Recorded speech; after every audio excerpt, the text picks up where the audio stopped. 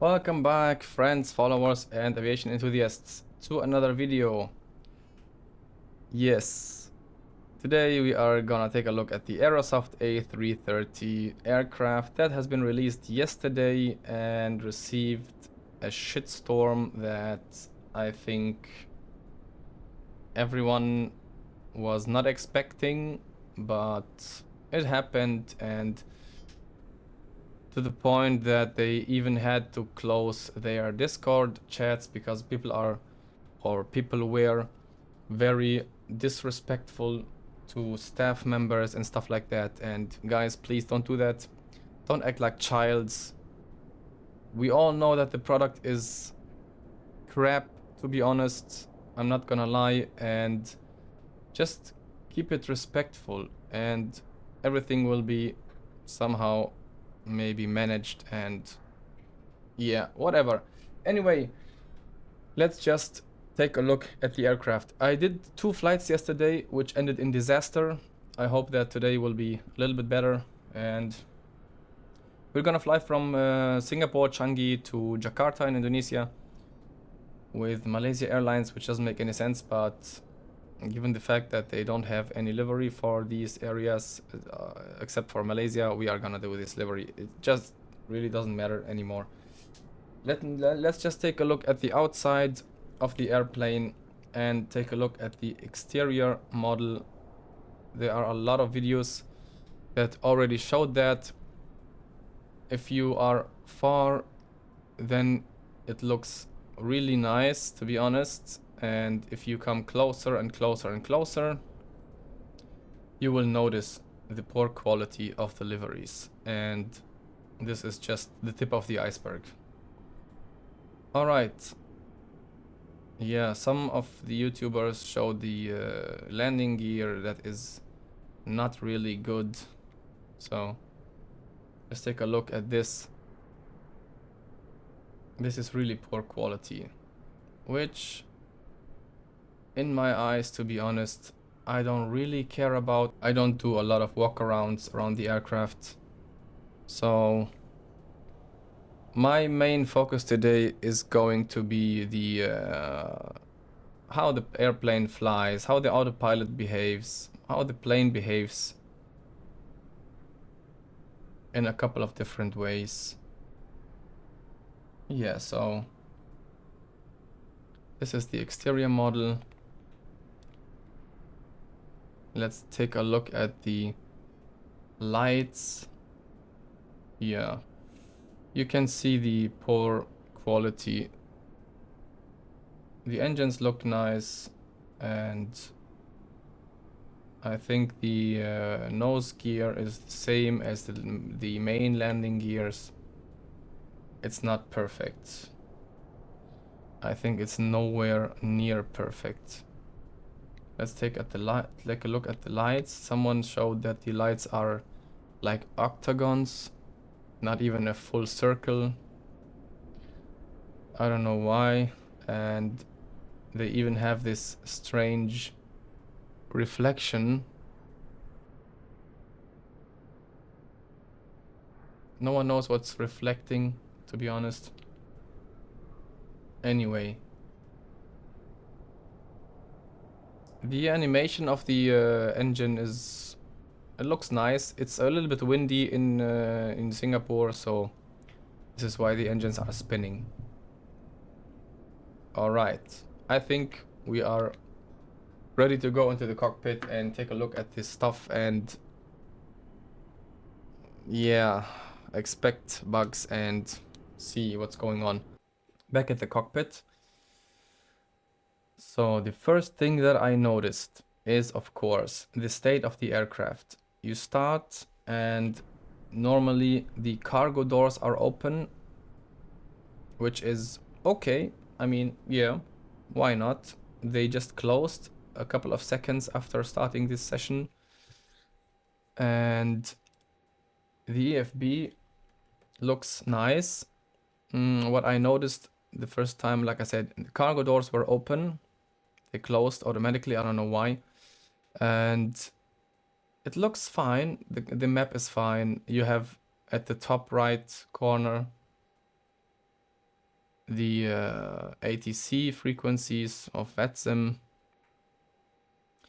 Let me just fix one thing. I think you guys don't see the mouse, and let me just fix that for a second. All right. I hope you guys can see the cursor right now. Anyway, let's fetch some, or you know what? Let's start with another stuff. So one thing I noticed, the state of the aircraft is not persisted. So if you start a new session, you will always be in this state of the aircraft, which is kind of turned on and kind of not. There is no GPU connected. I don't know what is exactly connected. I think it might be the batteries. Anyway, let's connect the GPU. And here I noticed the first thing that they are using the Microsoft default GPU card. So it's not an issue. A lot of other developers use this card. But it takes, I mean, it takes a little bit of time. Now we are connected to the GPU. Now we can see external A is on, which is fine. Let's actually, you know what? Let's start the aircraft cold and dark. Okay, let's load that. It will take a little bit of time. I noticed that MSFS has freezed when I did this the first time, which is happening right now. Maybe everything is frozen. I don't know why. Please don't freeze. Please don't freeze. So it says it could take up to 45 seconds. Let's be patient. Let's be patient and see what is happening. I think this is gone. This is going to crash definitely. Or not even crash. I think it's gonna freeze. If I take a look at the task manager, it's already saying the Microsoft Flight Simulator not responding, which is f***ing awesome. All right, we are back, and to be honest, I'm already pissed, and I wanted to have patience really, but this is history now. So we are back at the gate at Singapore airport. This is the first state of the aircraft, like I told you before, and if you try to load in the initial state to load cold and dark. This is what I mentioned earlier. This is the cargo doors are open, and the PAX door, I think it's 2 left, is open too. Let's load the state to cold and dark again and hope that this time. Okay, this looks fine. No freezing or anything. Okay, this looks promising. Nice.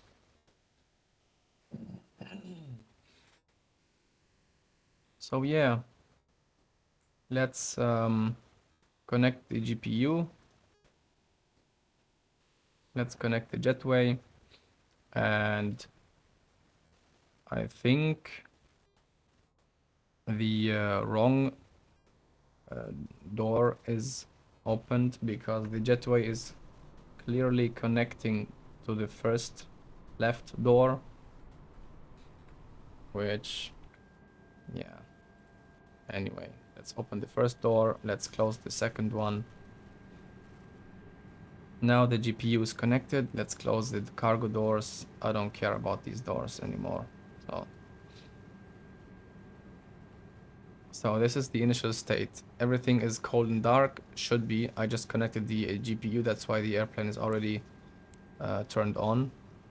Let us do some stuff like ADIRS 1, 2, and 3. External power is connected, which is fine. And let's arm the emergency light exits, crew supply, ground control. And the first thing that you will notice also is the cabin call buttons are not working. Not a single one is working. So 1, 2, 3, 4, 5, 6, 7, 8, 9, 10 buttons are not working. I don't know how the cabin gets ready, because if you do a takeoff, config test here, which we will see later on. There is cabin check, and yeah, it's not possible to tell the cabin prepare for takeoff. Somehow it's done automatically, but yeah, anyway. Let's load up our flight plan from SimBrief. Changi to Jakarta International Airport. And is the jetway connected already? Yes, it's connected. It's not green. It should be green because it's connected. Anyway, this is stuff that is, yeah, not so important. A little bit of details, which is not really important. Let's check out the weather. 1009er is our QNH. Let's set that up, 1009er, and that's a strange thing because I already set up to I set up the airplane to have synchronized altimeters, and somehow it's not synchronized anymore. I don't know why. Yeah, like I said before, you cannot persist this state. You cannot set a default state. Default state is already like cargo doors open, airplane is on battery power, and with no GPU connected. Anyway, let's do some fuel refueling and passenger boarding. I'm gonna do it just instantly. It's like I said, I don't have any patience anymore. I already tried too much with this aircraft. Fine, that's good. All right, we are gonna do the performance later on. Let's take a look at the settings, because I set up some things which are strangely not persisted. And I turned off the virtual keyboard. I should turn it on. I'm gonna show you why. So yeah, altimeter synchronization. This was set up to all. There is no button to save. I don't know if it saves instantly if you change a value here, but use separate tiller axis. Yesterday it was on because I am using the tiller here with my joystick. Yeah, but now it's not working. If I set it to on and use my joystick, it's still not working. Let's disconnect the pedals. Okay, still not working. This is strange. And let me just check one thing. These are the rudder pedals. Okay, nice. Disconnected. And now they are still disconnected. Oh my goodness. Anyway, let me just set it to off. I remember yesterday I had an issue. Maybe it's gone. I don't know. IRS alignment time instant, please. Thank you. Yeah, it's already aligned. I don't know. Hardware calibration. I already set that up. Reverse on axis. I said no because I don't use reverse on axis. Although I have the Thrustmaster, TCA, Captain, X-Pack, Airbus Edition, whatever. I deactivated that to have a bigger margin of thrust levers when using the auto thrust off when landing. Anyway, 2-axis custom thrust lever calibration on. It should be already set up. Let me just check that. Okay, this is climb. Let's set it to current. Yeah, okay, this is strange. And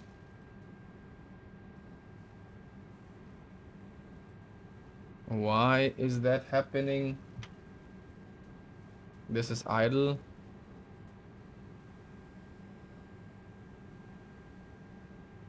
Okay, so this is climb. The difference should be a little bit. The difference is big. This is really strange. The difference shouldn't be that big. Yeah, anyway. Flex. Yeah, a big difference again. Okay, toga and toga. All right, store. Flaps are already set up. This is 0, this is 1, this is 2, this is 3, and this is full. Perfect. And speed brakes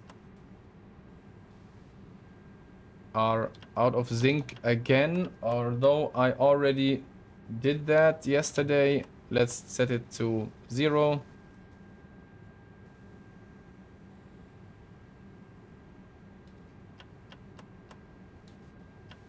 And this should be max.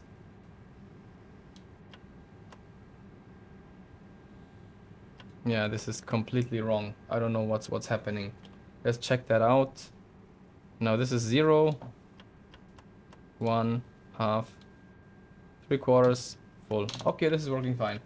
What I noticed is if you put the flaps to the speed brakes to 0, it's already arming it. Which is fine, I think. Not a big issue.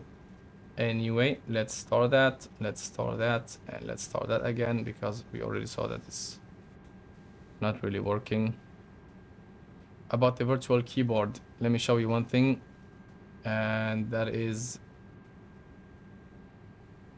I'm gonna type the sim brief ID with the keyboard right now. Okay, so 9. You see what happened? They didn't deactivate the sim controls when entering, which is horrible. Anyway, now I'm using the I just used the numpads, and now I'm using the numbers at the keyboard, not the numpad. Anyway, now that this is saved and we already loaded, let's take a look at another stuff which is going on, which I noticed while flying in sunny weather yesterday. This is the sunshade, okay? So normally it's just a click. Now take a look at this. It's not a click. You have to click a lot of times and even follow the path of the sunshade to get it down. Or you just click and hold.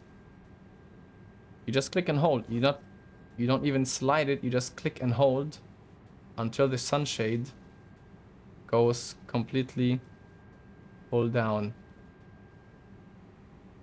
which is horrible user experience.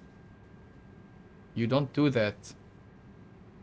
In every plane I flew in Microsoft Flight Sim, you just click on it and it just extends completely instead of clicking down. Okay, next thing to look at is the MCDU, of course, and as we all have already noticed, the ATSU, the Air Traffic Services Unit, is not implemented, not even a single thing. You cannot do pre-departure clearances via ACARS, and I am sure you have already noticed that the DCDU unit is also inoperable, which is a shame. Okay, let's just load our SimBrief. Some had issues with the SimBrief integration. I did not. Let's check out if that works. Yeah, works out. And it's not loading the PAX number, coast index, and the cruise flight level, which is, I think this is like real life. I mean, the Phoenix does the exact same thing. It loads up everything but these 3 things. Okay, so there is no PAX number in the Phoenix A320, but there is a flight number which is not loaded too. Anyway, let's see how many passengers we have. Let's take a look. We have 301. And this is the next thing that I noticed. The inputs are kind of delayed a little bit. So if I check my coast index, which is 18, you see that it's delayed. I don't know why. Cruise level should be flight level 3900 and just now see, click, click, click. You see it's not a big issue, but it's a little bit delayed, We have 16.6 tons of fuel. Oh, wait. Of course, you cannot load your wind. It's not implemented. And 16 point... What was it? 6 block fuel. Fine. Now, zero fuel weight. Let's take a look. Zero fuel weight is 162.3.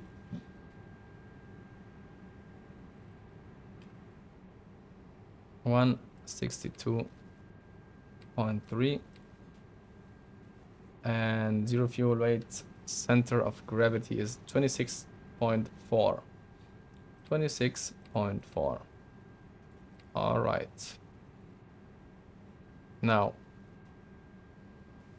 these fields are not loaded and not even calculated. You have to do it yourself, but I'm not gonna do that. So we have our init page done. Let's check out the flight plan. We are gonna depart from 02 left, I think. Yes, 02 left. And we have... Actually, let me take a look at here. The flight plan page from SimBrief. We have 02 left and Anito 7 Echo. Anito 7 Echo. Anito 7 Echo. Insert.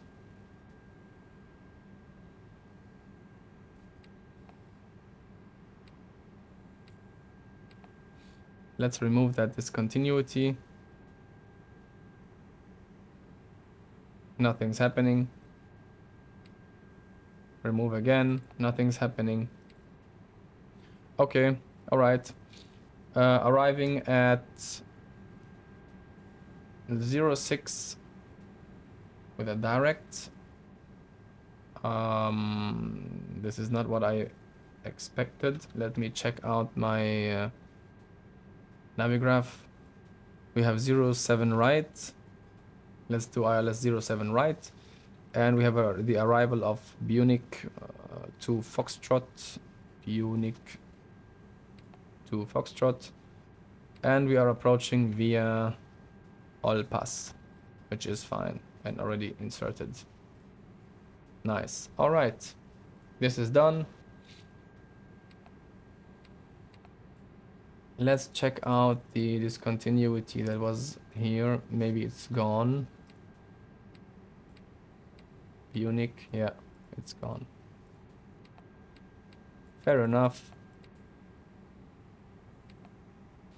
All right, I'm gonna check one thing because I don't trust this airplane. For a strange reason, it's always zoomed out to 320 miles range. Did you just see that at the EFP? At the ECAM display, the upper one? The engines just changed the state. I don't know what's happening. Yeah, anyway. And I am sure that I have never seen this eng page before. It does nothing. I have never seen this before.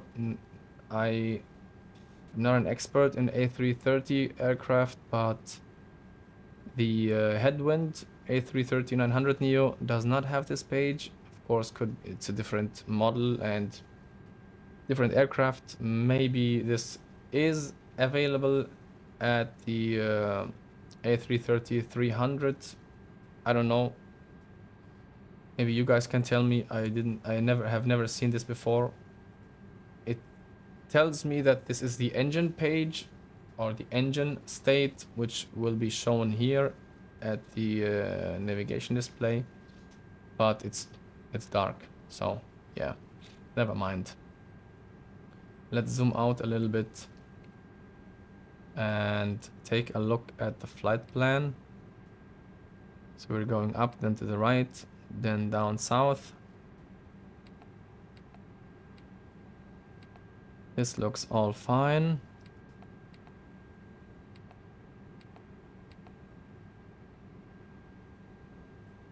Now, okay. I am clicking right now, but as soon as the cursor disappears, it doesn't click anymore. Let's see, wait. You see that? I'm clicking right now and nothing is happening. The cursor has to be visible so you can click.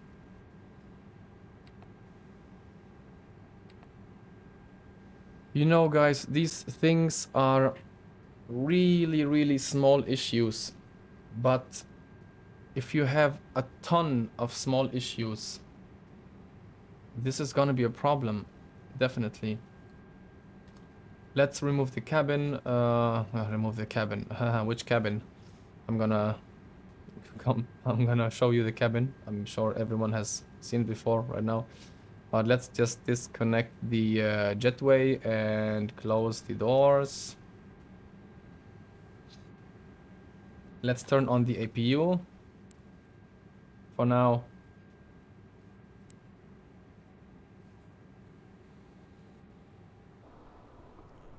Which doesn't sound bad, to be honest. It sounds nice, I think.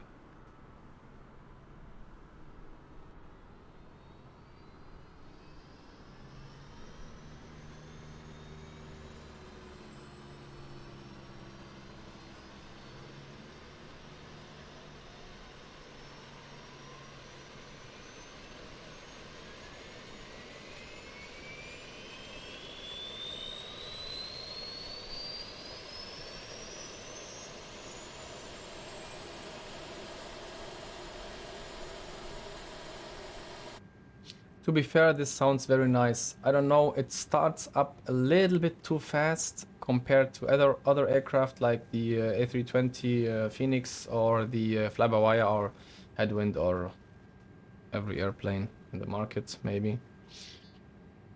APU bleed, external power off. Let's turn on the fuel pumps and passengers, please get seated and fasten your seatbelts.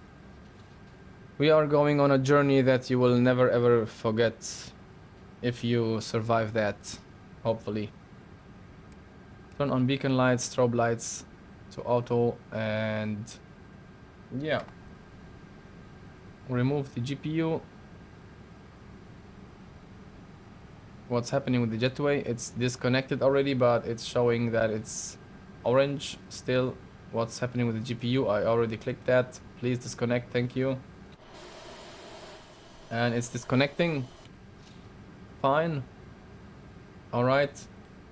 Let's do the performance, which is found in the payload and performance page. And let's check out how that works out.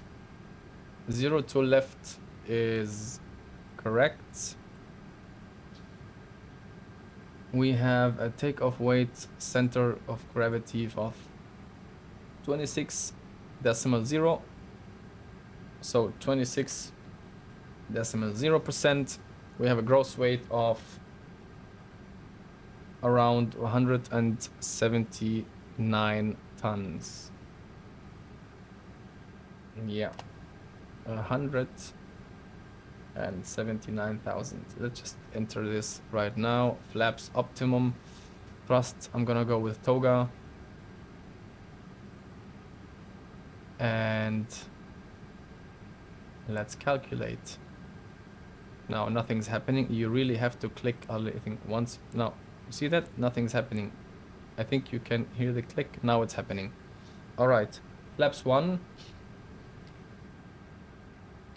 plus F, and we have an horizontal stabilizer trim of 4.5. 4.5. We have 136, 136, 140, 136, 136, and 140. All right. Let me actually increase that to 1,500. Thrust reduction and acceleration. Engine out acceleration is, yeah, let's do, I don't know, 2000 maybe. So this is advanced stuff which I am not really an expert in, but yeah, never mind. All right, fuel prediction page. Strangely, we have an alternate. There should be an alternate, and according to my flight plan, it's Whiskey India Papa Papa, which is Palembang in Indonesia, but it's not entered here, and neither it's here.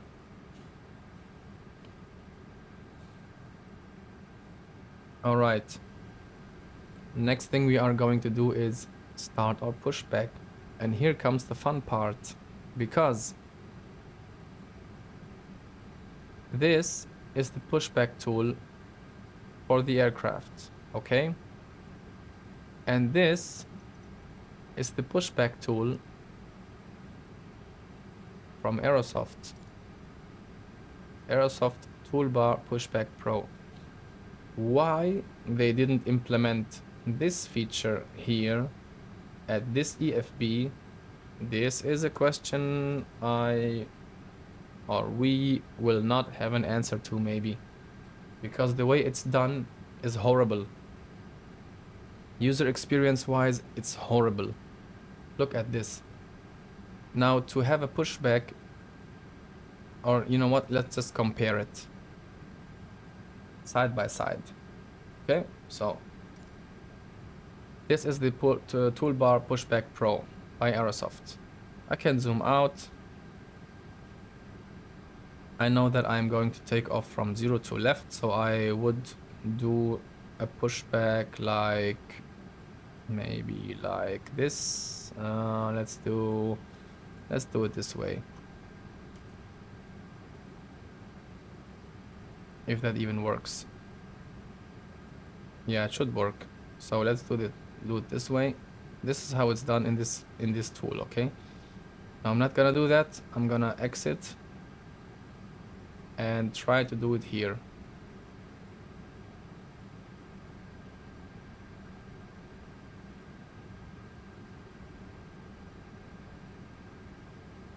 You see that? You cannot do anything. If I click anywhere, it's not happening. There is a small blue line which you cannot see maybe, but if you go behind the aircraft, there's a small blue line which you can, if you click now, you see that? Now I click again, and now I click like, I don't know. You see that? It's strange. How this is done is really strange. I don't get it.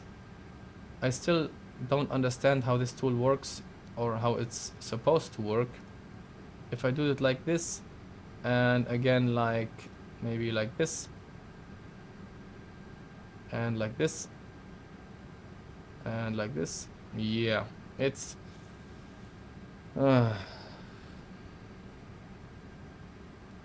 it's annoying. It's really annoying. Let's start the push. Now the first thing you noticed, the pushback just started. The tug is not even connected. The nose is lifted, which is fine, but my parking brakes are still set. Now if I remove the parking brakes,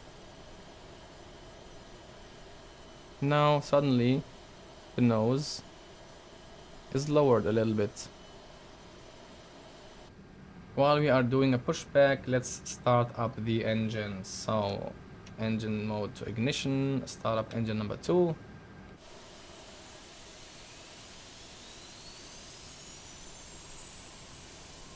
Now let's take a look at the animation, okay?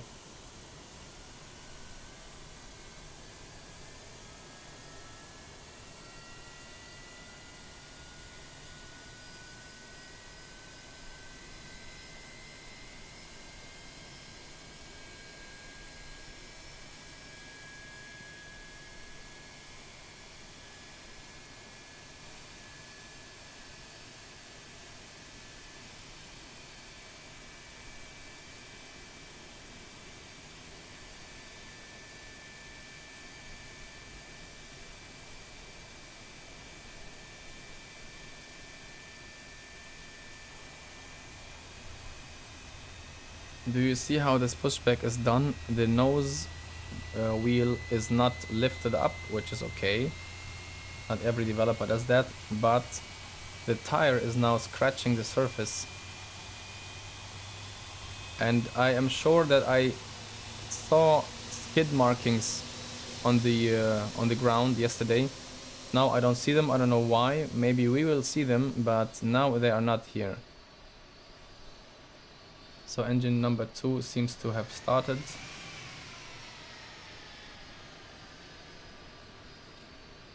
Let's start up engine number 1.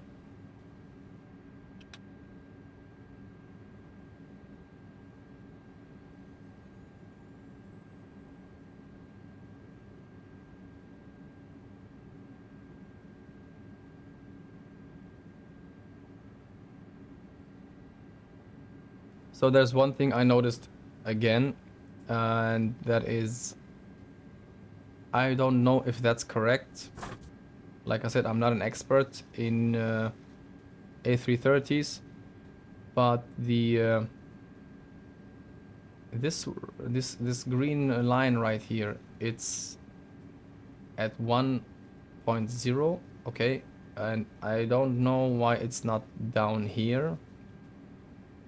This is, for me, it's strange. Maybe it's the correct behavior, I don't know. Again, these are all small issues, which if you sum them up, it will be, yeah, a big disappointment.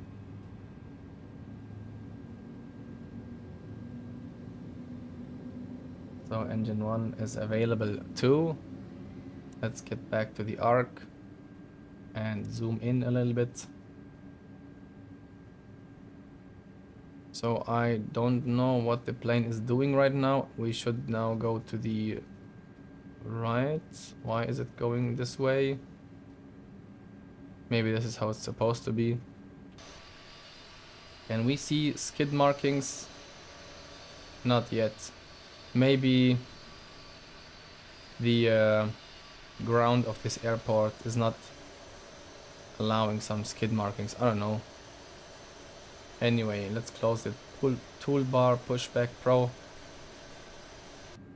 Now it doesn't say set the parking brake or anything. The plane just rolls, so you need to be careful to set the parking brakes before you smash into another building or any other aircraft.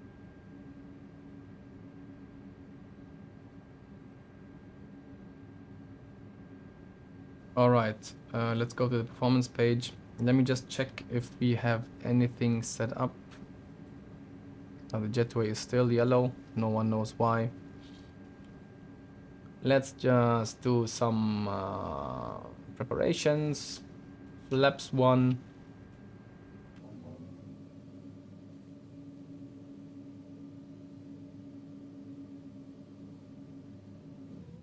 Fair enough.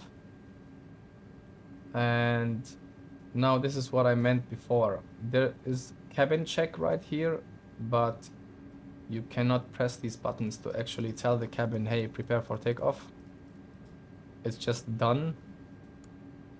Turn on taxi lights, runway turn off lights, and landing lights.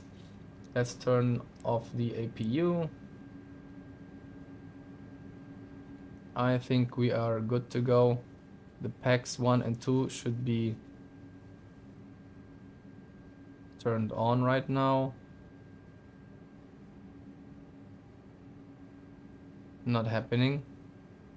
Okay. That's strange. Cabin fans.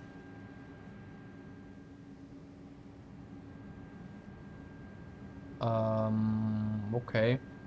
Let me just turn that off and on again. Oh yeah, I might know why. I have to set it back to norm, of course. Maybe this is why. Yes. Now you can hear a air bleed from the engines. Alright, perfect. My mistake. Takeoff config test. And pitch trim. Oh yeah, of course, we have to set the pitch trim. and I just clicked on flight control page and nothing's happening. Now it's happening. And let's just set it up to 4.5. Look at the animation. Did you see that? It moves and suddenly stops. And then it moves and suddenly stops.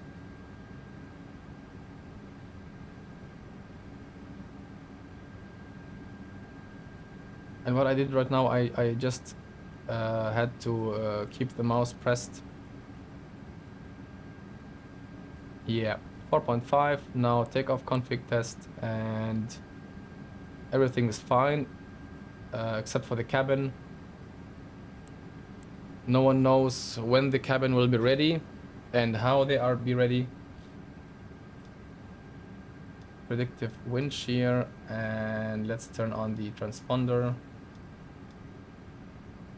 Maybe this is the signal for them to have the cabin prepared. Let's just do some. Oh yeah, now they are ready. Can you see how laggy that is? This is really strange. Now I'm going full down, and now the indicator shows it's full down. Now I'm leaving neutral, and now it's neutral. It's really slow. I don't know why, but it's really slow. And let's check the rudders. Rudders are moving.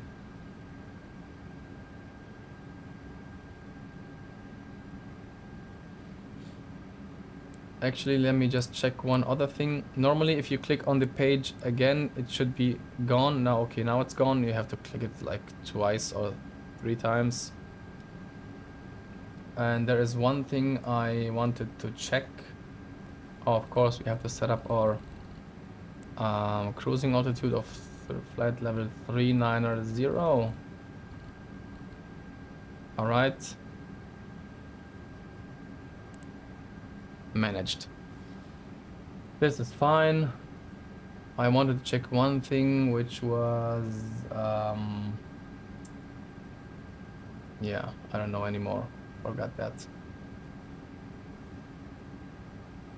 If you see, take a look at the lights of these buttons. They are really dim. I don't know why they are really dim. You cannot see much. You have to take a closer look to make sure that they are actually turned on. Did you see that? It's, yeah, strange. Anyway, so this is how the engine looks from the inside of the quote cabin unquote.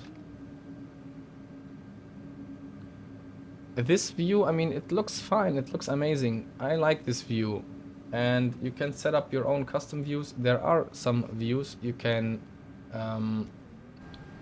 switch around if you change the view like this, you know, with the next view,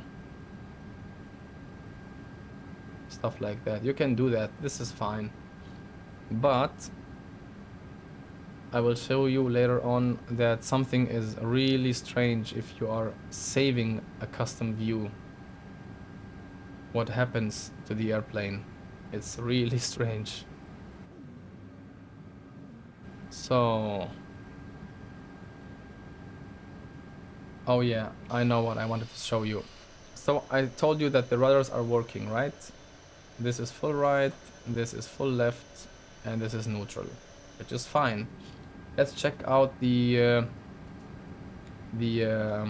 steering wheel, and as you can see, rudders are moving, steering wheel is not moving.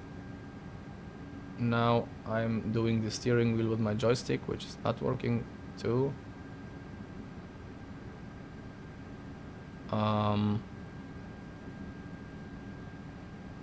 Let me just disconnect that. Okay, still not moving. Let's use separate tiller axis. Okay.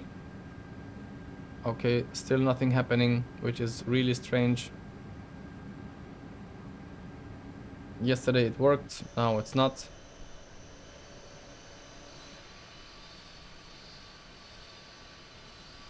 Let's just taxi to the runway and see how that behaves, because yeah, I don't know, yesterday it worked out very fine. I could just use the steering wheel for taxiing and then my rudders for the takeoff and the landing, which by the way did not work. They worked, but they didn't move the aircraft. Let's just find out if that's happening today again. Let's release the parking brake and let's taxi to the runway, which should be just right in front of us.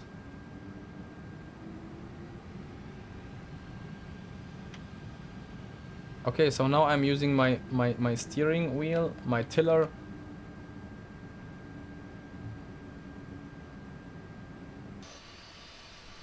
Look at the animation. I mean, this is like 5% input. Look at how this moves. It's too fast. It's really too fast. See that? You're almost skidding.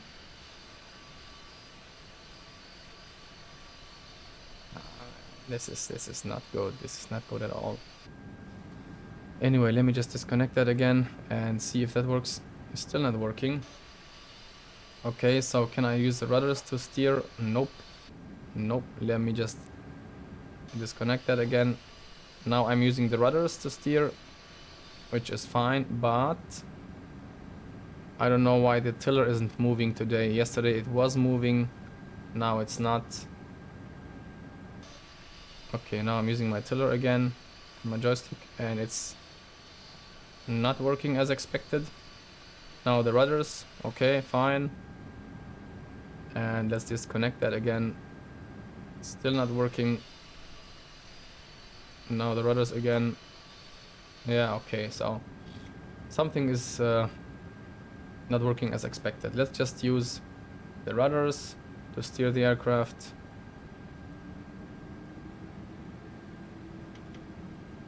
Yeah, which is really strange, to be honest. Anyway, let's take off and see how the plane behaves.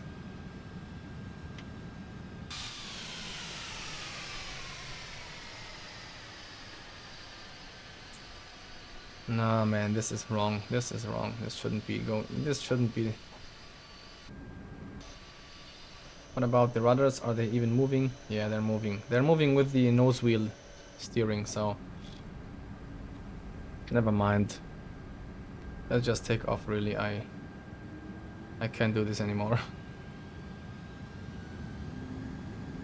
And full thrust. So main toga, SRS runway, auto thrust blue.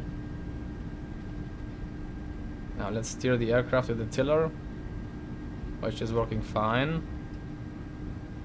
Now let's just release the pressure. Now let's just use the rudders. Okay, working fine again.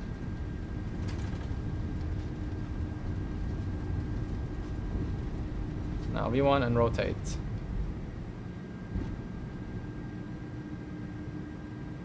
Positive rate and gear up. Now we are nav mode. Yesterday, for some strange reason, it didn't go into nav mode. It went straight to heading mode. I don't know why. Yeah, but just let's fly the aircraft manually until a certain point. See how it behaves. All right, reduce the thrust to climb, thrust climb, climb. Outer thrust is engaged. Although you cannot see it, really. You have to take a close look to see if that's turned on.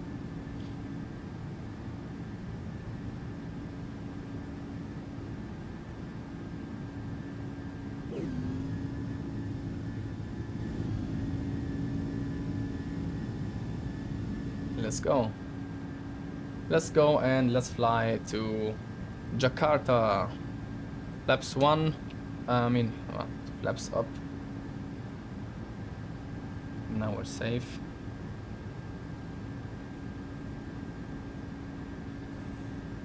This doesn't look right.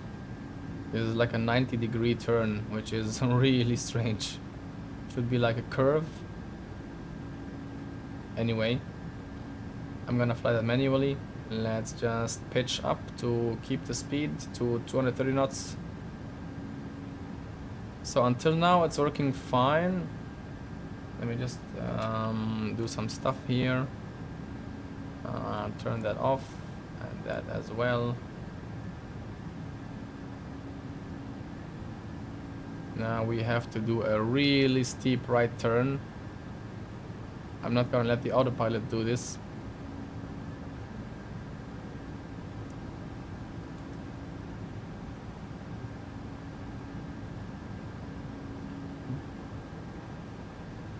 And I think we are good to go to the right.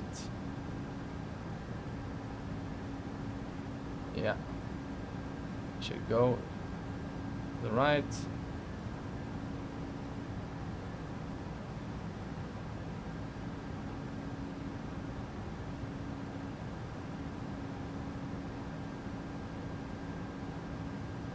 So there are a couple of constraints on our way, which is, I think one was at or below 9,000 feet. I am in managed mode. I'm in managed climb mode, so the autopilot should stop and it should show 9,000 feet, I think, from the experience I had before. Look at this, man. This is, yeah, it's okay. It was a 90-degree turn, so anyway.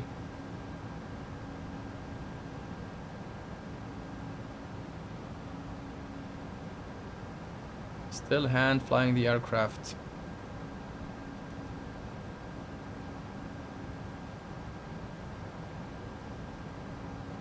Look at this turn, man. I'm gonna correct that. I'm not gonna follow the flight director because this is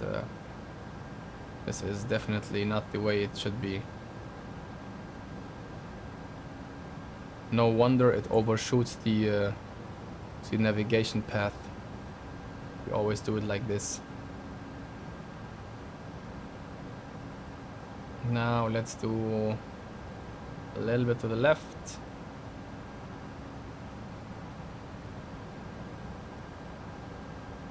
So yeah, the flight directors are strange. A little bit to the left. Let's correct that ourselves.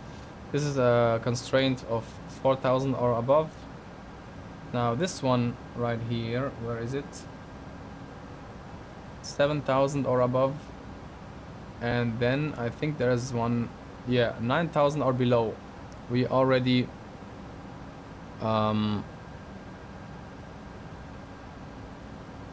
overshot.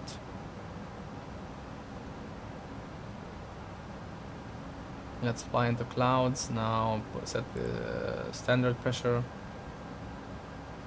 and let's pitch up a little bit. So until now it's doing fine.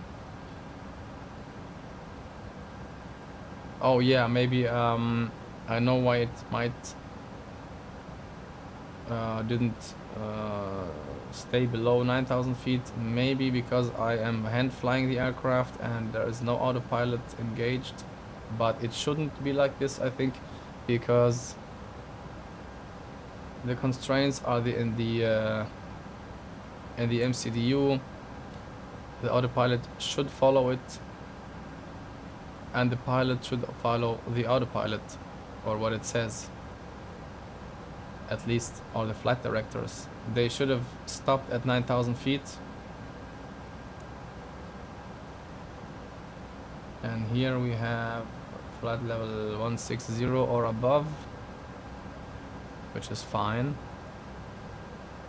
At this point I am going to turn on the autopilot to see how it handles the rest of the flight. So yeah, this is the outside view and this is the sound. You barely can hear the engines.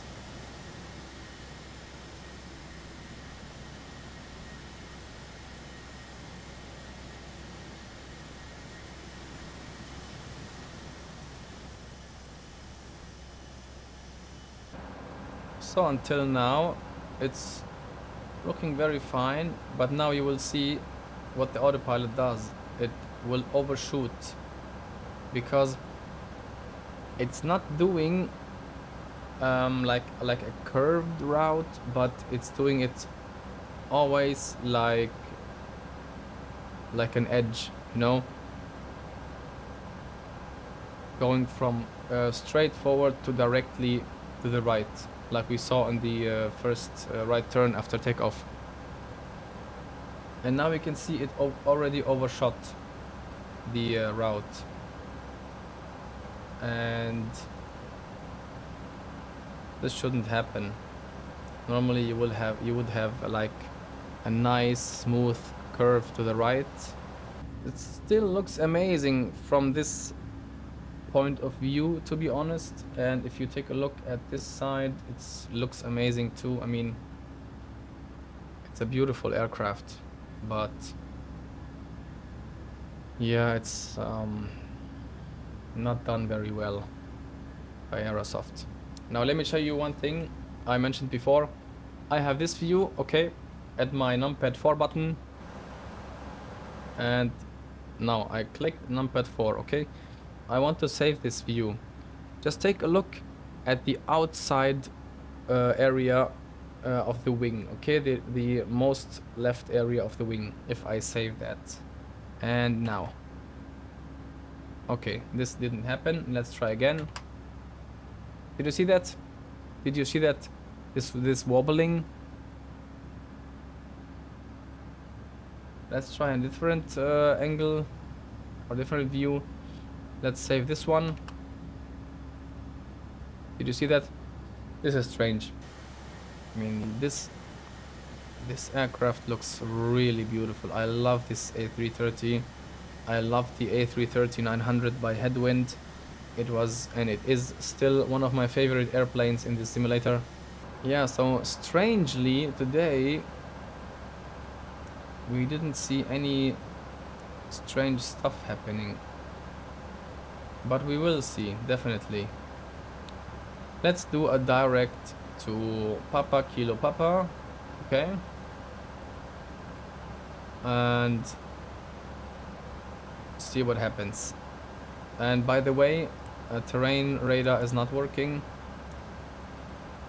The weather radar should be working. I don't know why it's not working right now. I might have to increase the gain a little bit and tilt it. Yeah, let's tilt it downwards because we don't have any clouds above. Let's tilt it downwards and see if that is showing anything. I have to turn off the terrain radar, of course.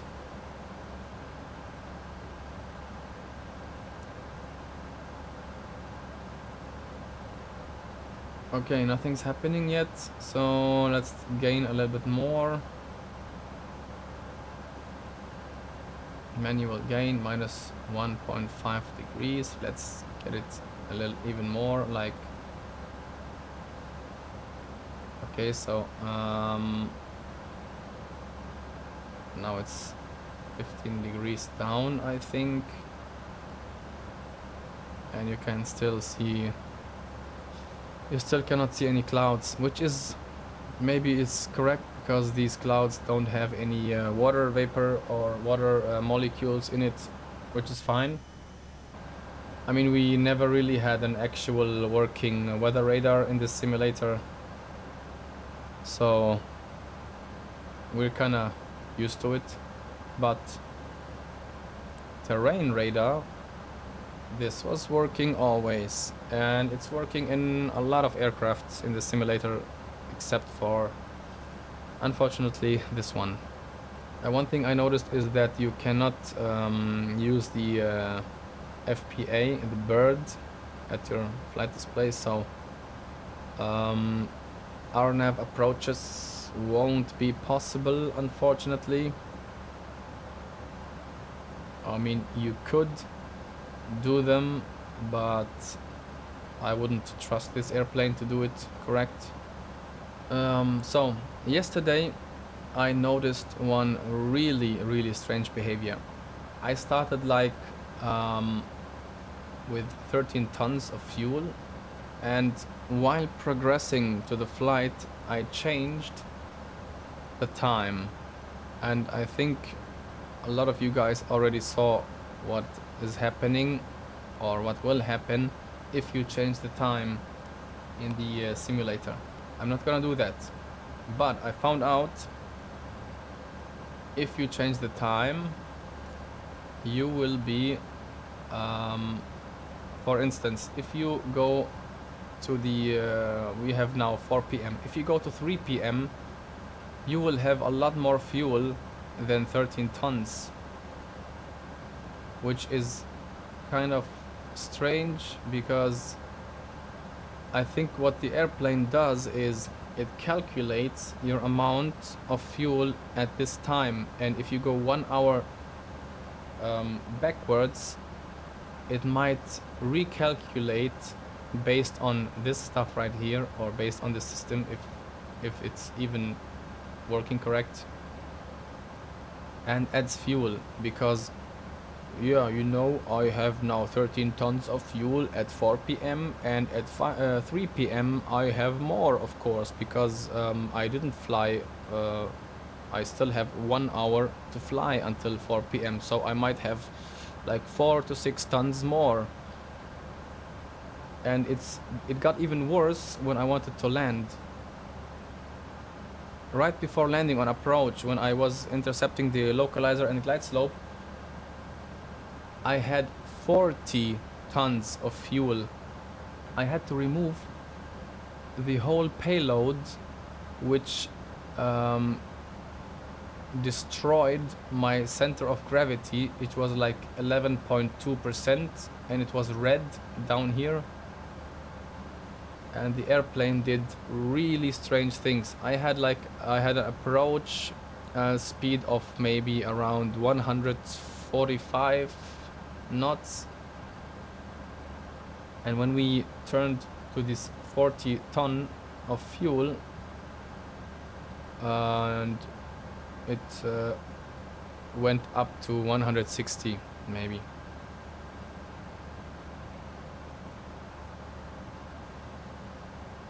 And of course we were way too heavy to even land. Yeah, so really strange things were happening, and I couldn't even change the fuel here. I really don't know why. I had like 40 tons of fuel at the end when I started with 13, and I wanted to change them to 13 tons again, or at least 12 or 11 tons. It didn't work. Whenever I moved this slider, it just went stuck on 40 tons. I don't know how much percent this was, but like 50% maybe. Anyway, I'm not gonna show that today because I think this is gonna break the entire plane. I will try to do a normal flight with a normal landing, and I forgot to do a direct. Let's do a direct to Boslo. How about that? Direct to Boslo. So what is happening right now is, okay, it draws the line, which is fine. Now let me insert it. You see what happened? It did a left turn, which is fine, but it's too steep. Look at this. It overshoots again, and now it will be going to the left, and then to the right, and then to the left again. Seems like this is working fine right now, but I had a lot of problems with the directs. Well, yeah, now strangely the plane behaves like it should be. I don't know why. And yesterday it was a mess. I mean, yeah, taking a look outside, looks just really fine, really beautiful.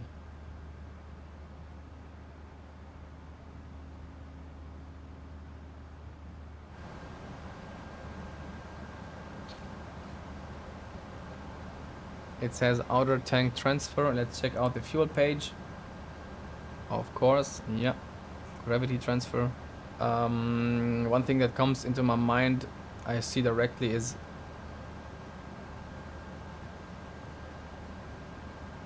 we have 25 degrees Celsius of fuel temperature, and we have 26 of what? No one knows. And here we have 26 degrees Celsius of fuel temperature, but which one exactly? The inner tank or the outer tank? No one knows. And yeah, when I was talking about the fuel issue yesterday, I had fuel used in minus. So when I had 13 tons when I started, it went up to 18 tons or 14 tons or 15, whatever. It increased when I changed the time to the past, and the fuel used increased too. This is for me an indicator that the fuel calculation might be done wrong by this airplane, and this is definitely a bug. It shouldn't happen. I had like minus 3,000 fuel, minus 3,000 kilos of fuel used in each engine, which was really, really strange to see. All right, what can we check out further? Do the pages work? I didn't check the pages yesterday. Let's go through all the pages. Okay. Okay, nothing's happening. All right, let's go one by one. Engine page, okay. Bleed page is fine. Pressure is fine.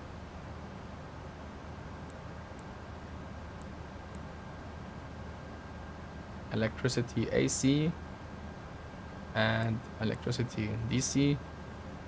Hydraulics. Come on, please, hydraulics. Oh yeah, okay, nice. I'm not very familiar with the hydraulic system of the A330, but this looks fine, I think. IPU is of course off, and this is the air conditioning page.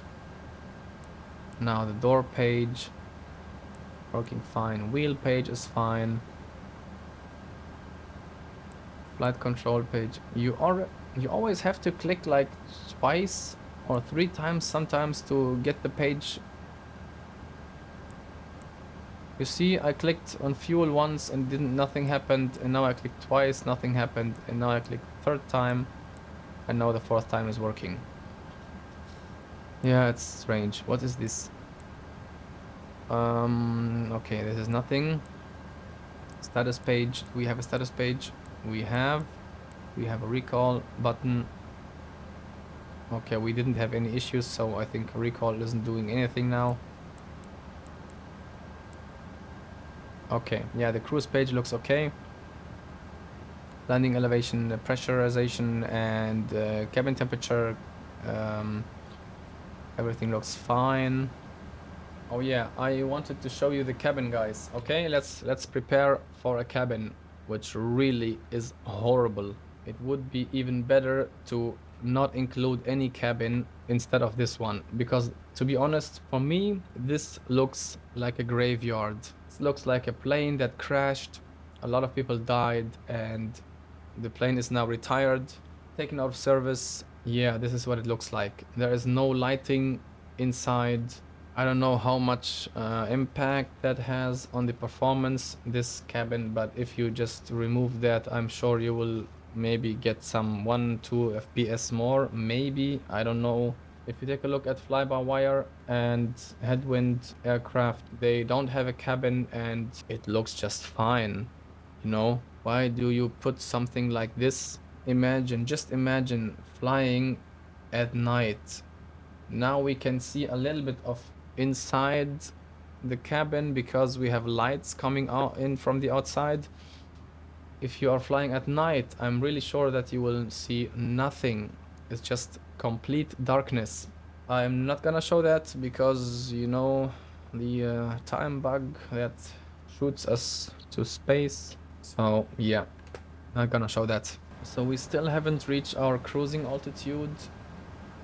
and what I noticed is normally if you go like above a certain altitude, the system turns from speed to Mach mode. It didn't happen. It won't happen, I'm sure. Maybe let's wait up for the cruising altitude. Maybe it will happen at cruising altitude, but I remember from yesterday it did not happen. I might be wrong, but let's just wait out a little bit. And we already almost at our top of descent, like maybe 20-30 minutes, and we are gonna descend and see how the airplane behaves when descending. I don't know what's happening, but the airplane is barely climbing. This is strange because we are climbing with a rate of 300 feet per minute. This is really strange. It shouldn't happen, I think. But yeah, let's just wait out. And let's just check out the progress page. The optimum flight level is 395. So 390 will be fine. Let's check out the performance page. We have 228 miles to the top of descent. Fuel prediction is saying 4.3 tons will be available at Jakarta. Let's add an extra time of like 0.5 if that's even working. Not allowed. Okay. Let's try to add an alternate time of 0.3 minutes. Not allowed either. Minimum destination fuel on board, let's say it's 3 tons, and it's not allowed either. Okay, so yeah, and of course secondary flight plan isn't working.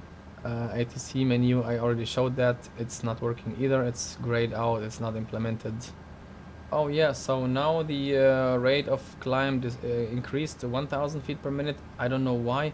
The plane is slowing down where it shouldn't do this, I think. Now it's turned to Mach speed, which is fine. A little bit late, I think.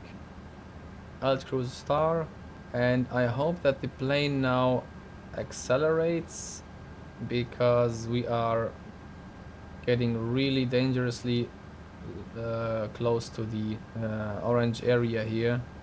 Now this is one really strange thing that I noticed too. You see this green dot? This is that is flashing. This shouldn't happen right now. This happens only if you start your descent to indicate if you are on the correct VNAV profile. I saw a couple of videos and I saw it yesterday myself that it's always on point. So no matter what you do, no matter how fast or slow you descend, it's always exactly in the middle. You are always, quote, on the correct VNAV path, unquote, which is, to me personally, this looks like it's implemented intentionally that way to pretend that the airplane is doing it correct. So we are already at cruising altitude, but it seems like we're not speeding up. I would assume that this magenta triangle indicates a Mach speed of maybe 0.78 or even 0.80. I don't know. Let's just do it ourselves and speed up a little bit. Yeah, so 0.80 was probably the correct one. Let's see if we can speed up. Okay, we are speeding up. I don't know why it didn't do it by itself. Why we had to do it manually. It's speeding up slowly, of course, but at least it's speeding up. Let's check out the weather at our destination airport, and this looks really... Oh no, it's fine. It's direct. Okay, forget it. Let's check out the weather at Jakarta. So 9:30 Zulu should be fine. Let's enter our destination data. Alright, so we have 1008, 32 degrees, 40, 10 knots. 1008, 32 degrees Celsius, and 040 with 10 knots. Alright, this is fine. Let me check out our minimum at the chart. 330 is the minimum. And let's increase our approach speed to 140. I think this is low, 132. I don't know, maybe it's too low, I'm not sure. Transition level is 130, transition altitude 11,000 feet. Let's do transition level of 130. You know, let's speed up even a little more to 0.84. Let's see if the aircraft can handle this. I'm not sure, but I think this amber rectangle around the STD indicator is not correct. I am not really 100% sure. I think it should be a normal color, maybe a white color, but like I said, I'm not 100% sure. Yesterday I also had a behavior which was really strange. I was taking off. This was the first flight that I did yesterday with this airplane. It went to overspeed. I had flaps 1 set up. It went to overspeed, and for a strange reason, then the autopilot engaged completely alone. It engaged, it didn't disengage like when you go below a certain speed and are very close to a stall speed. It did the other way around. I went to overspeed somehow and it engaged completely all alone. I think in fly-by-wire, for example, it's not even possible to go to overspeed. Maybe if you are on flaps 1, I think the auto throttle even decreases the speed to a point that you cannot enter an overspeed. I'm not really 100% sure. Maybe on autopilot. Yeah, I was flying manually up until this point where it entered the overspeed, but yeah, maybe this was my own fault.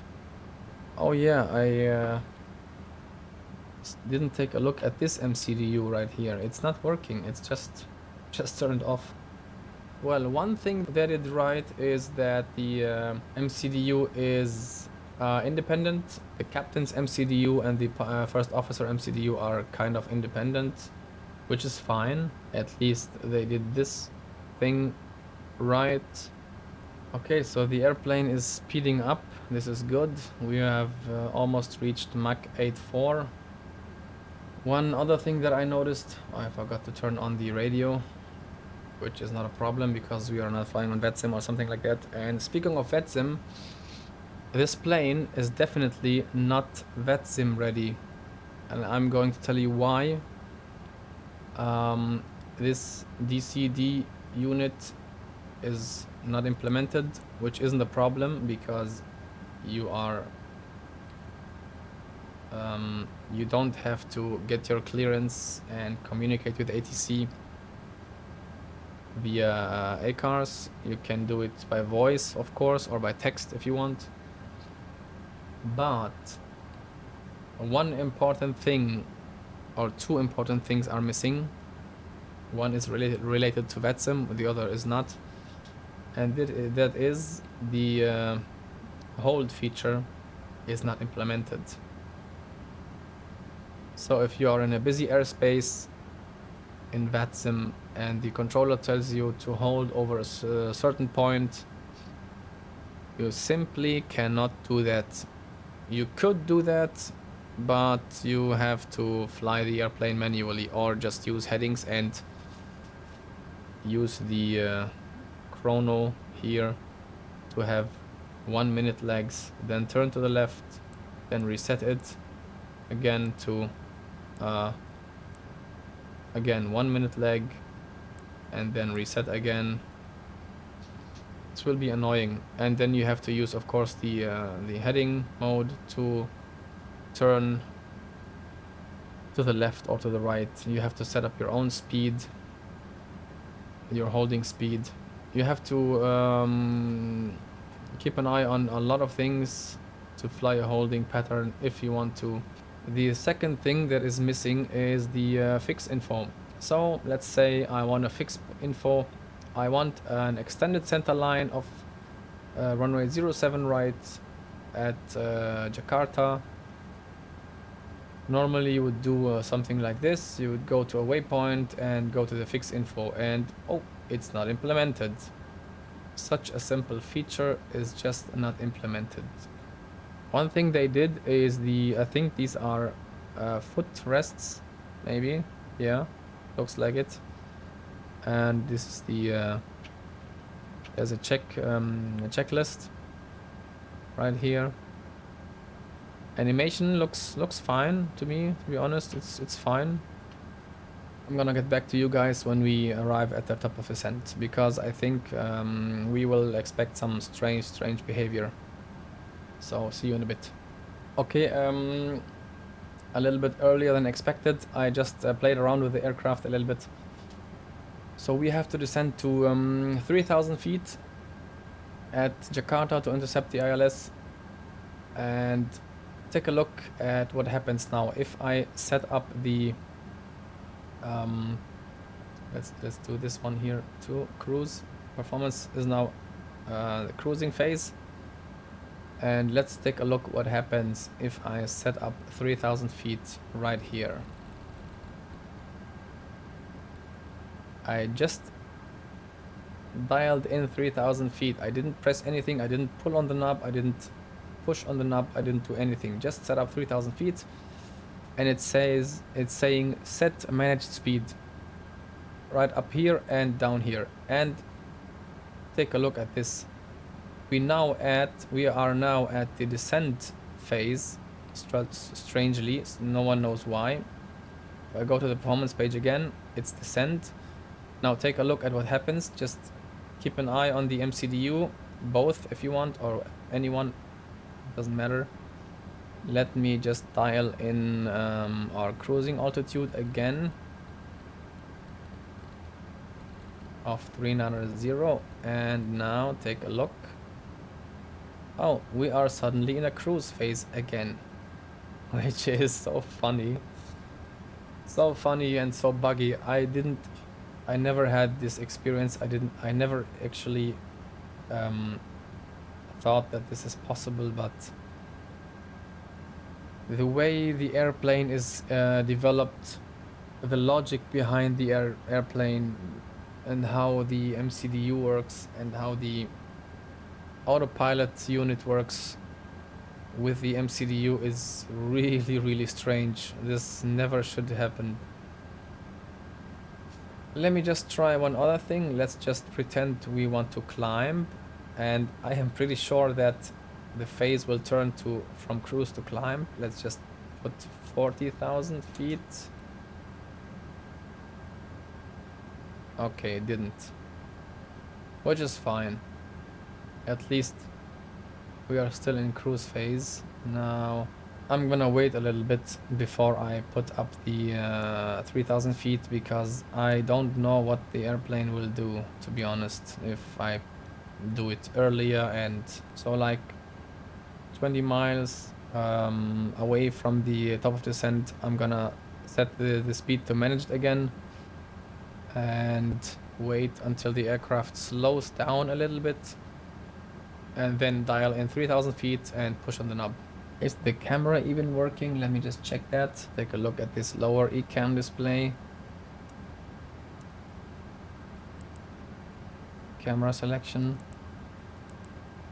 No camera, just a dark screen. Can we open the cockpit door? Can we even open that? I never tried that, to be honest. Is it even possible to open the door? Should be. I unlocked it. I just unlocked it. I don't know what's going on. Lock. Okay, nothing is happening. I don't know if we can open the door at all. Doesn't seem to be working. Let's just unlock it again. Now it should be opened. But still nothing. Yeah, nothing's happening. Anyway. Closing in to our top of descent. Let's actually speed down the aircraft right now. So we just push on the knob to get back to manage speed. And the green dot is still flashing around a little bit. We are slowing down. Let's set up the 3000 feet.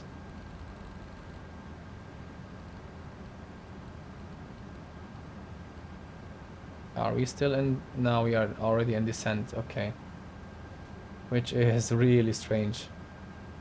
So we went back to manage speed, and as you can see, the airplane slowed down too much. I think it's trying to keep up the speed. Yeah, we are gaining speed again, but let's just see what happens just when we reach the top of descent. Oh, how are the wipers? Let's check out the wipers. Wow, this animation is just horrible. Look at the frame rate. Look at the animation frame rate. I'm not even sure if they are supposed to work at this speed. I think they are not working at this speed. They shouldn't work. Let's do it a little bit faster. Yeah, horrible. Horrible animation. Okay. Closing in. Now get ready, guys, because we are... we might not survive this. Come on, come on, come on. Okay, it's not telling me anything. Let's... we just missed it. We missed our top of descent and the airplane didn't tell us anything. Let's get back to 390 again, and maybe, I think because the plane thinks we are descending and now we at top of descent reached. Oh, okay, nice. Yeah, was expected because the phase was already in descent phase and the plane thought that we are descending, but we were not, of course. Let's get down to 3000 feet and push descent, decelerate. Yeah, of course we are doing exactly this. Now take a look at this VNAV profile, green dot. Thrust idle. I think this is gonna be a little bit tricky. Yeah, yeah, might work. It might even work out. Now let's see how the plane behaves, if it overshoots these magenta lines or not. So, like I said before, yesterday I had really big issues with this airplane. I think if you get used to it and how it behaves, you will know how to handle it. But the thing is, it shouldn't behave like this. This is wrong behavior. This shouldn't happen, and if you get used to it, it's fine. But this is definitely not even worth 10 euros, to be honest. And this is only one engine variant. We only got the Pratt & Whitney engine variant. There will be Rolls-Royce and General Electrics, and I don't think that the engines will make any difference, but maybe the sound and how they look. That's the only thing that might be different. Okay, we are doing a left turn, which will overshoot maybe again. Or maybe not, it's correcting. Yeah, maybe not. I'm gonna use some speed brakes because I don't think that we can descend in time, to be honest.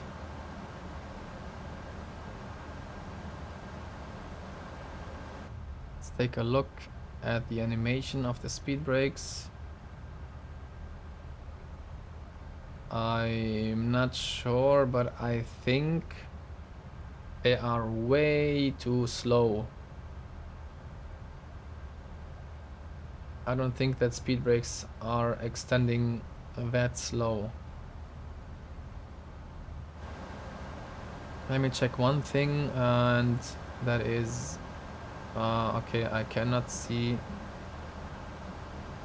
if they are just half extended or fully extended. I set it up, I extended them fully right now, but I don't think that they should extend fully when the autopilot is engaged. At least in the A320, I think this is not the case. I mean, this is the case that if the autopilot is engaged, you cannot extend them fully. They are only extended halfways, even if you put the lever back to full.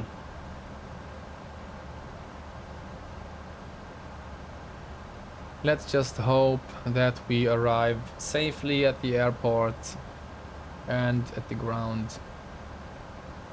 Is there an expedite button? No, there isn't. What is this button? Alt. I never saw this button before, to be honest. It's an A330 thing, I think. Never mind, I'm not gonna press that because I don't know how the plane behaves if I do that, so... And yeah, this is what I meant with these lines. They are kinda... They are not curved, they are like just edgy, you know? If you look at Luwaks, it's just an edge, you know? It's going straight to the right and not a curved line, which I think should be the case. Okay, I'm gonna take a look at the runway. We have 07 right, supposed to be 07 right, yes, and we have a length of 12,000 feet, which is more than enough for us to stop. Let's just put auto brake low, and okay, so auto brake max, you can press auto brake max. It will light up a little bit, then it will light off again. Look at this. Saw that? Oh, this is funny. Really funny stuff going on. Let's use auto brake low. Normally, what you would expect is to see auto brake low just below thrust idle here in blue. Not happening. So yeah, another thing that is related to VNAV. We are descending in managed descent to 3,000 feet. We have a constraint of at or above flight level 210, which should be shown here in magenta, or at least something related to that descent should be in magenta. I think it should be this descent right here in magenta, or even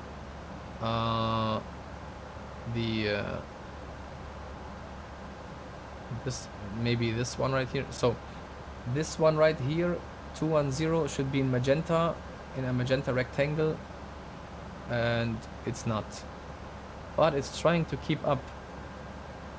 It's trying to follow this constraint because it corrected its descent. Okay, our next constraint is exactly at 13,000 feet. Let's see how the plane handles it. What I expect it to do is to exactly increase the descent rate and speed up a little bit to this magenta line maximum. But now it's decreasing again, and now it's increasing again. It overshot again. Oh, please don't do weird stuff, please.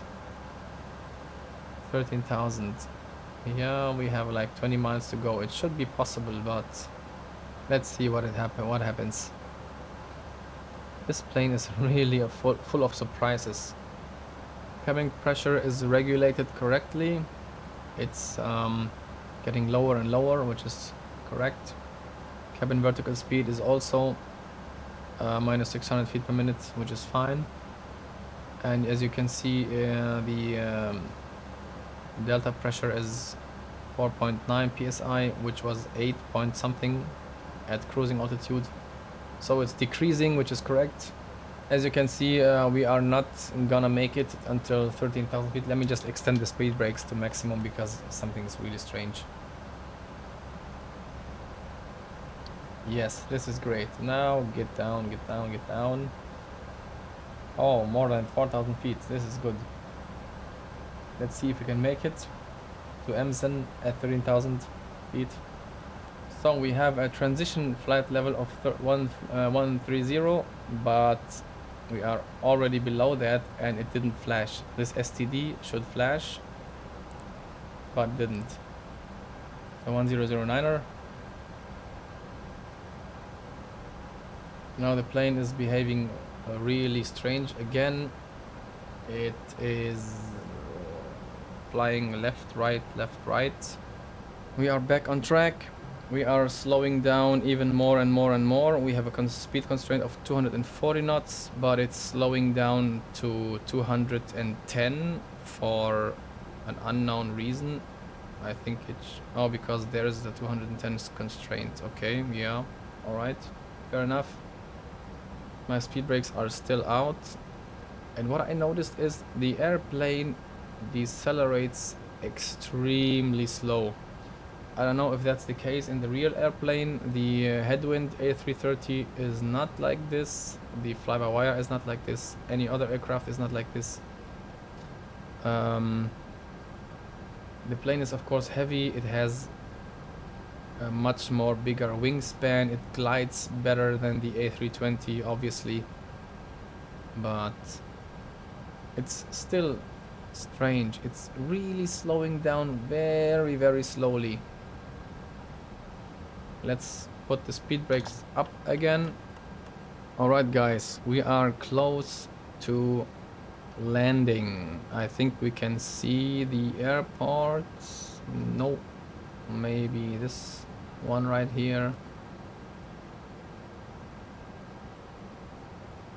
Did it activate? Is it already on the approach phase? Let's just check that. Performance, descent. Let's activate the approach phase. And we still have to lose more than 4,000 feet. We still have a couple of miles to go, so I think we're fine. I'm not gonna extend the flaps yet. Let's wait. The plane should be turning, and this is of course too late to make a turn.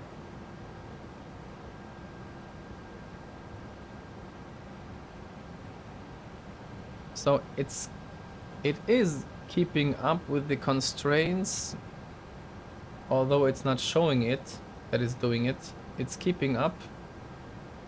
Now the descent rate should increase a little bit because we need to go to 5,000 and then 4,000 and then of course 3,000.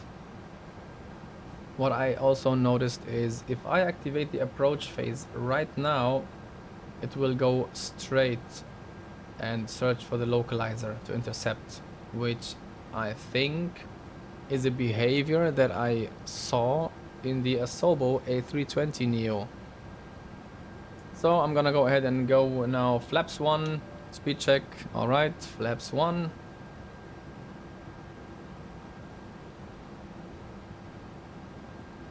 Now the plane is slowing down again while descending, which is hard because if you descend further and further, you have more difficulties to slow down. Let's go ahead and let me just take a look at these. So 196 is the maximum for flaps 2. I think we are a little bit above that. Let's go flaps 2. Speed check. Flaps 2. Okay, this is strange. This wobbling. Flaps 2. Let's turn on the landing, the ILS.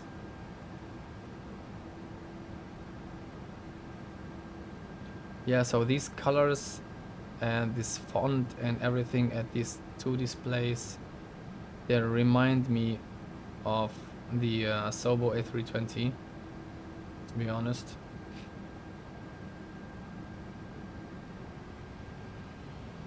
So we are 170 tons right now. The airplane has a maximum landing weight of 187 according to the sim brief profile of this airplane.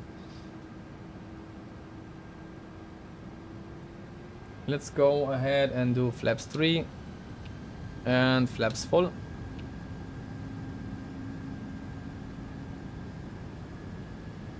And let's extend the landing gear and activate the approach phase. Cat 3 dual autopilot 1 and 2. Now we are gonna chase the localizer and then the glide slope. So up until this point, the plane behaves completely different from yesterday. I don't know why, but today it's behaving way better than yesterday. Way better than yesterday. Let's see how the landing goes. I'm not sure if I should turn off the auto thrust. I think I'm not gonna do that. And by the way, if you have a button assignment on your joystick, for an example on your side stick, this red button right here, it's not even clickable. It's not even clickable, this is so nice. If you have a button assigned for disconnecting the autopilot and you press it, it's not working. Obviously because maybe this one is not even working. And I have a button assigned for the auto thrust to deactivate too. It's not working either. I don't know why, but yeah, this is how it is. So we are still descending to 3000. I think we are gonna intercept the glide slope even before descending, which is fine, I think.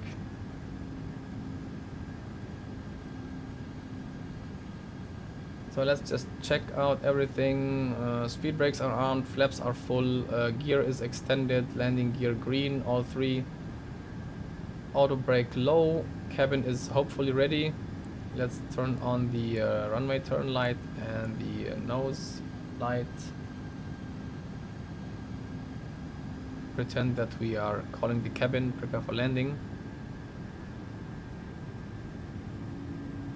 There's the runway. I like the sound though. I like this engine sound in the cockpit. I like that. It's fine. I don't know if that's realistic, given the size of the airplane and given the distance between the cockpit and the engines at the back, but never mind. Now we are almost on the glide slope. Alright, glide slope star. We are descending and glide slope. Let me check the missed approach altitude is 3000, so it's already set correctly.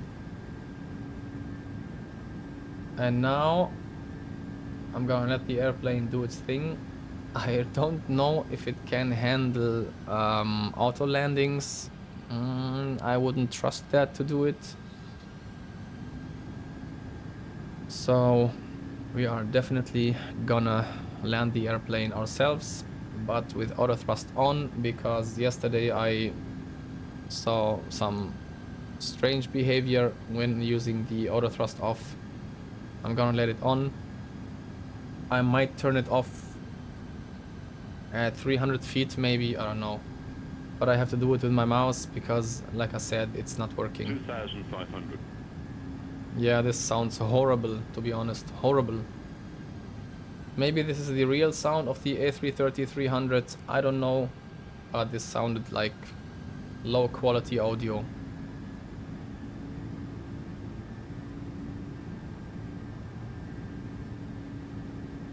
Alright, Aerosoft. There are 331 passengers relying on our landing skills and on your airplane. So let's see what is happening.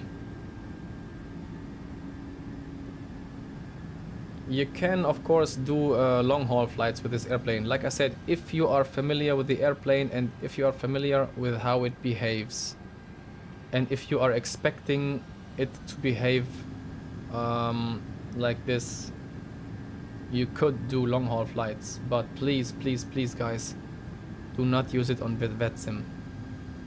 Especially not in busy airspaces where you have to do a hold.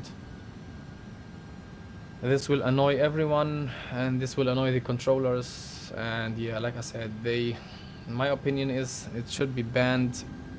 Aircraft in real life are banned from flight if they have safety issues like the 737 MAX 8 with the 2 crashes that we all know about.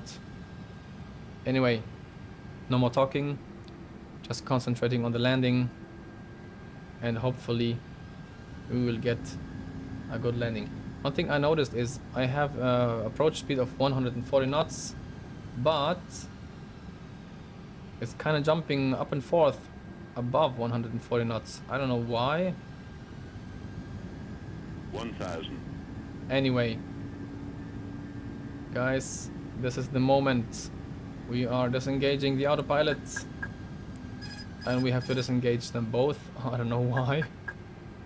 Okay, let's just keep up. Let's keep up. Okay, we are losing the glide slope for an unknown reason. 50 knots of almost headwind. Let's get the nose down a little bit to the right. 500. 400. 100 above.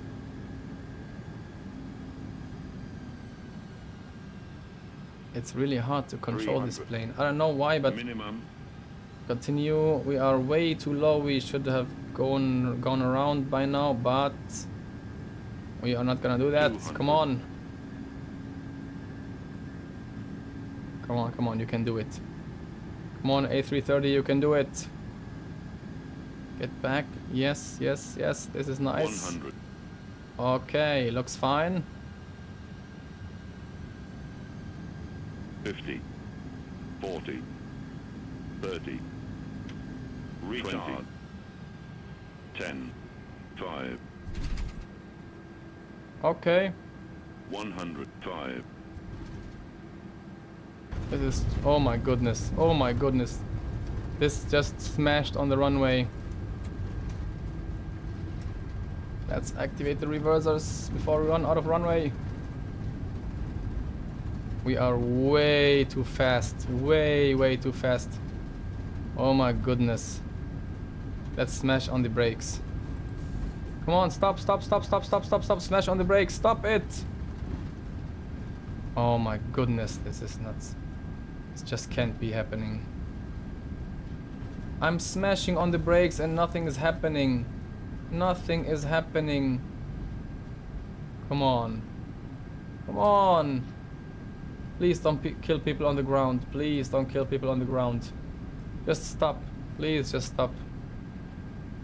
Oh my goodness. What is that? What just happened? Okay. Yeah, so, I don't know. This was definitely not a safe landing. This was an incident. This was even a crash, runway incursion. We almost hit the residential area right here. Okay, yeah. My goodness. So guys, did you just see this behavior? It kind of touched down. Then I pulled up on my joystick to keep the nose lifted, but it didn't. It just kept pulling it down and down and down until it just smashed on the runway. And then the speed brakes had practically almost no effect at all. I activated the reversers a little bit late, but oh, they're still activated. But still, I think with a 12,000 feet runway, we should have stopped way more early than this. Yeah. Now the question is, do I taxi to the runway? I don't think so. Nope, I'm not gonna do that. So yeah, passengers, we landed. Hopefully you guys have survived and no one is hurt. Just please get the f out of the plane. What is happening? Come on! There's not even a horn. If I click on the evacuation command, not even a horn. Nothing. And it just closes down completely alone. Nothing is happening. Yeah. I will not taxi to the runway because obviously we had an incident. Medical is on the way. I think firefighters are on the way. If they can swim, maybe. Yeah. So guys, can we even does this plane have sliders? Let's just check out. Oh, okay. This is bad. We cannot open the doors, so we are stuck in this plane. Maybe we need to turn off the engines. Maybe let's turn on APU. We don't need the packs anymore. Let's turn off the engines and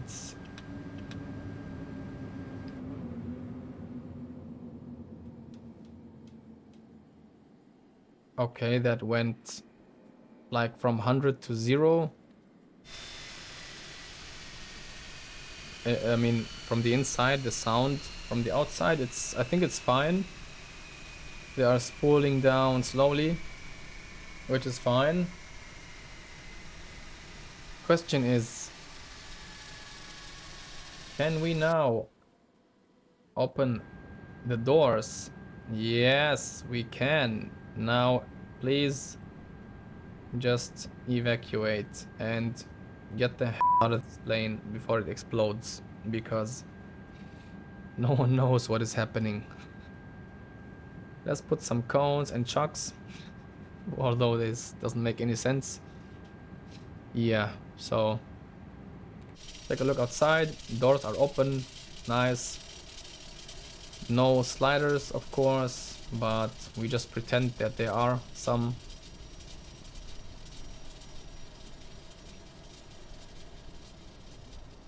You hear this clicking sound? I like that, to be honest. This is nice.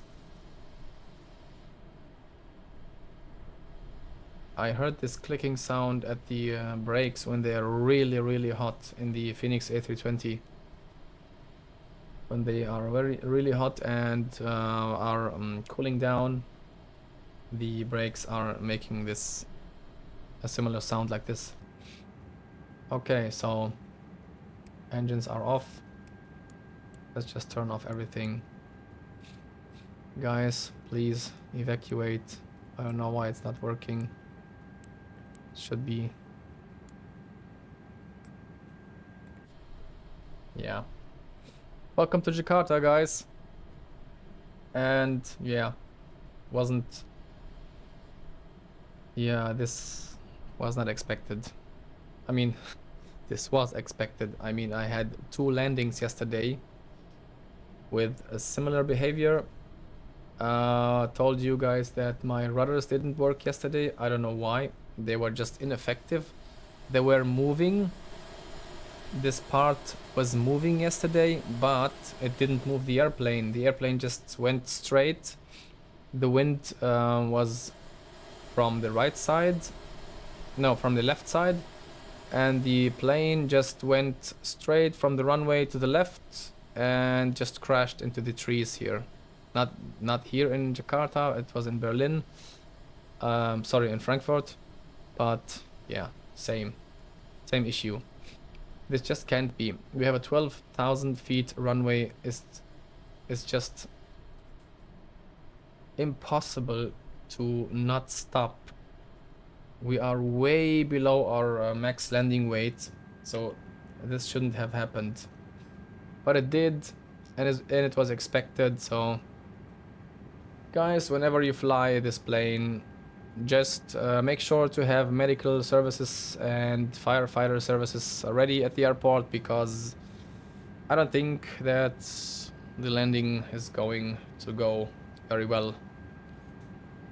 Yes, this was my review and my own experience with the Aerosoft A330 airplane, which is a disappointment. Please do not buy this.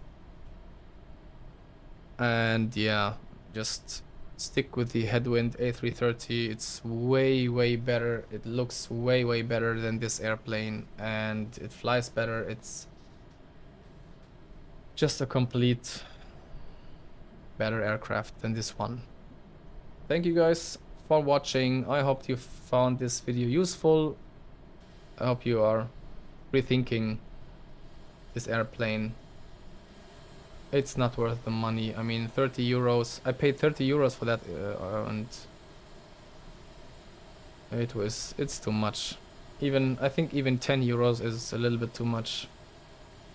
Just to be fair, it looks amazing. I mean, really, it looks amazing from far away, you know? Looks amazing. There's no cabin, there's nothing in the inside that will surprise you in a positive way. The cockpit looks fine. I think there is some stuff that doesn't look very good, but it's fine. But it's not worth 30 euros, never ever. Thank you guys for watching. Make sure to subscribe, and see you guys in another video.